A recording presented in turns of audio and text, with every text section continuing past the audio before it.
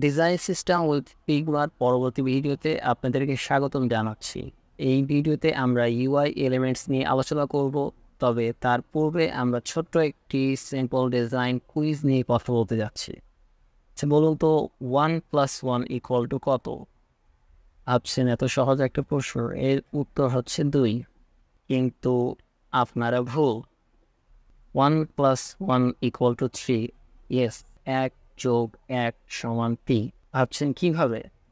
চলুন 1+1 = 3-কে ডিকনস্ট্রাক্ট করা যায়।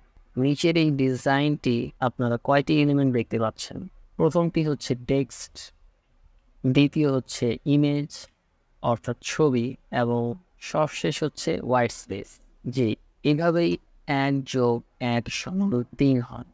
অর্থাৎ যে কোনো ডিজাইন আমরা করার সময় বেশিরভাগ ক্ষেত্রেই আমরা হোয়াইট স্পেসকে গুরুত্ব দিই না। যে কোনো ডিজাইন কিংবা ডিজাইন সিস্টেম তৈরি করার সময় এই হোয়াইট স্পেসকেও গুরুত্ব দিতে হবে।